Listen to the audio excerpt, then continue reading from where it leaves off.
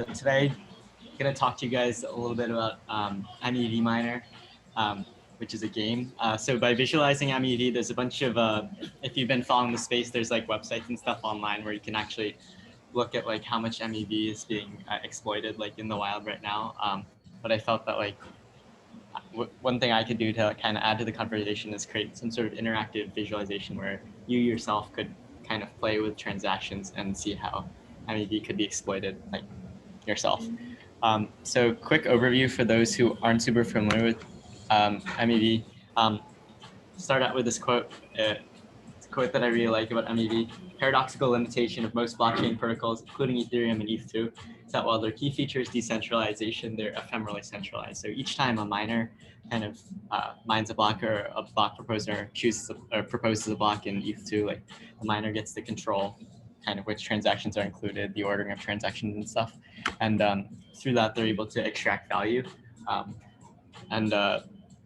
This kind of MEV comes about because unlike Bitcoin, like where every block pretty much has a consistent kind of block reward, with DeFi and stuff like that, like certain blocks, for instance, could have like arbitrage opportunities that just dwarf like the actual block reward. So miners like are actually pretty heavily economically incentivized to like look for these opportunities because it can make a real difference in their revenue.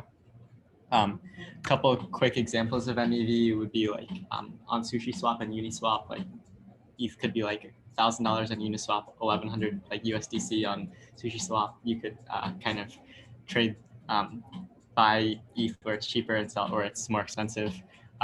Sandwich trading, which is when, for instance, like an individual wants to like buy a whole bunch of like some shitcoin, like you could kind of front run them and then buy it for cheap and then sell it back to them kind of in the next transaction for a little bit more money.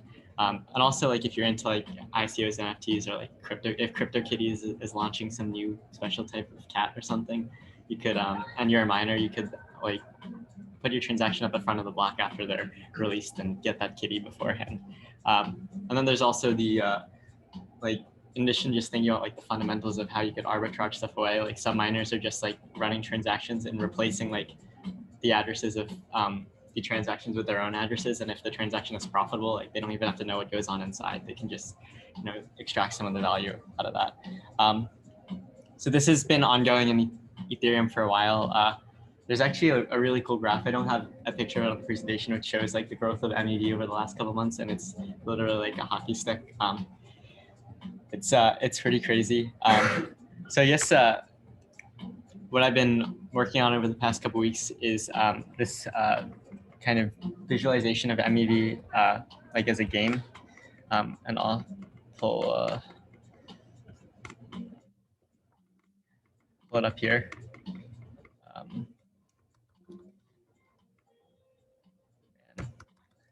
Not look good on the screen size.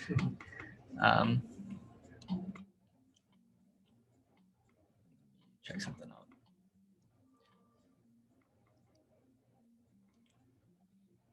See if I can make this a little bit.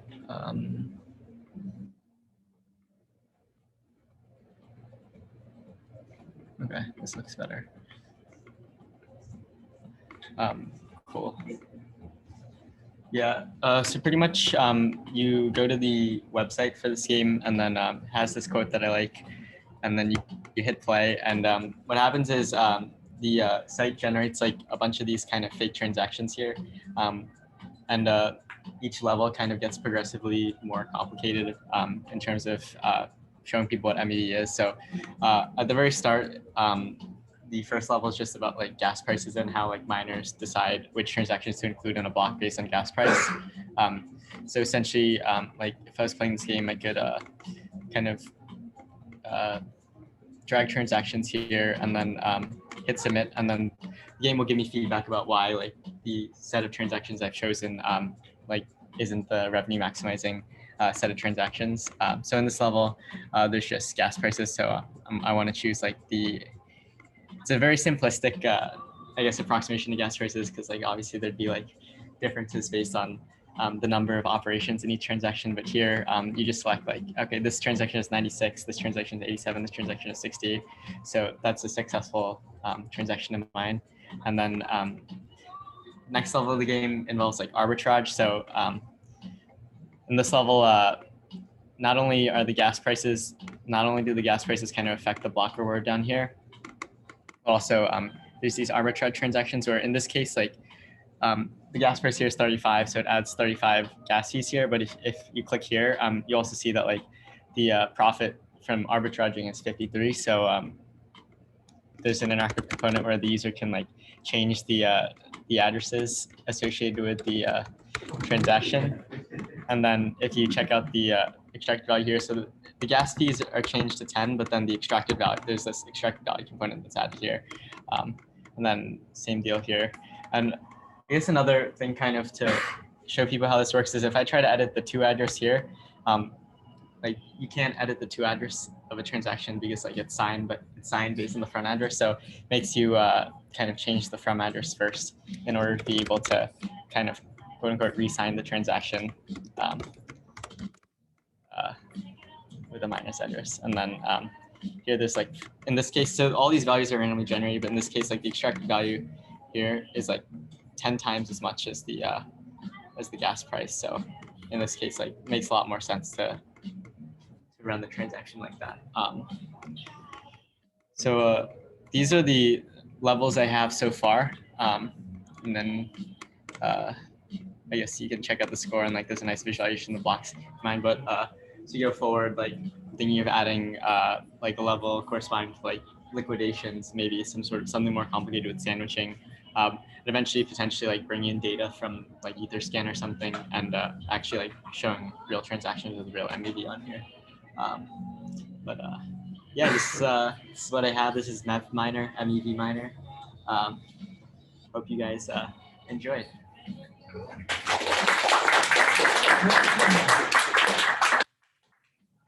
Super cool. Yeah. Yeah, awesome job. Could you explain like editing the from and to? Is that a miner would swap it in with their own transaction? Pretty much. So like a miner would like look at like one of these arbitrage transactions, be like, oh, like this person is making a lot of money by like trading this Uniswap stuff, but I already have like, you know, ETH myself. I could just run the transaction myself. So just replace the addresses. Okay. And that's why you need to set the from. Yeah. Well, I guess the from is because like in any transaction, you can't like set the to address to whatever you want because you can just send it to yourself. Yeah. Ivan. How do they measure MEV? How do you know that it's a hockey stick? And like, is it undercounting or overcounting MEV? So let me see if I can find the graph. MEV Explorer. That's a good one. So I guess the deal with like these arbitrage transactions is like when somebody sends an arbitrage transaction and broadcasts it to the network, like everybody can see it. So like in addition to miners, like if other people are also trying to like replace the addresses in the transactions and send them out themselves. So like there's a bunch of people all competing to get the same arbitrage. So this has been kind of congesting the network. If you guys remember, like a couple months ago, gas prices were like on the order of like 100 or 200 Gwei. So a group of people like interested in kind of mitigating the effects of MEV have, I guess, created a modified ETH client and sent it to like friendly miners where instead of broadcasting your like arbitrage transaction or other MEV or extractable transaction publicly, you can send it to these like private friendly miners, and these miners won't like broadcast to the network, and the miners will also like kind of run your transaction without kind of stealing the extractable value. And essentially, like because you're sending all these transactions to these private to these friendly miners, like they're able to, I think, quantify like how much extractable value is going through, I guess how much miner extractable value there is in the network, because it's all going through these like friendly miners in this modified client. I think it is undercounting though, because like a lot of times, like if the transaction if it's like a really complicated form of MEV, like you're not really able to tell like whether there's MEV sometimes, especially if like it's done over multiple transactions. Yeah, but let me. When they need to rescue funds, they like make a transaction that's so complicated they hope that nobody can understand it. get through. Yeah. So here's like cumulative. So it like really blew up, like over the past couple months. Yeah. But it's called Flashbots if you guys are interested in it, and they have this fun page called the MEV job board. So like every time a new protocol is released, like there's gonna be new MEV opportunities because of how the protocol works. So, and it's sometimes like the MEV is desired. So like the simplest kind of examples like liquidations on DAI or Aave, where like liquidations are an important part of keeping the platform or the protocol stable. It's like some new protocols have posted like straight like opportunities for you to like extract this MEV if you can like write the code to do it yourself on this like GitHub repository, and you can send like your transactions to the Flashbots private relay and see if you can get some of the MEV yourself. It's like an arms race. It sort of is. So like, I think back in January, you used to be able to get away with like just writing JavaScript code and like having these awaits and stuff and like parsing everything like relatively slowly. But like now, like people are dropping down to like C++, Rust, and like parsing all this data really fast. And like, there's a tweet recently where about a guy who's like, yeah, if you're awaiting for something in JavaScript, like the C++ guy has already taken the opportunity from you. Yeah, and I guess another part of the arms race is like gas optimization. So like part of like how MEV is going to be is like how little gas you can use. So there's some stuff like if you're like doing some MEV stuff with the ERC20 tokens, it costs a little bit more gas to like initialize a new storage space than to like increment like a quantity of ERC20 you already have. So a lot of really like intense MEV people like have a bunch of ERC tokens where like they only have one token, just so they can save a little bit of gas instead of like reinitializing the storage space from 0 to 1. So it's a lot of stuff like that.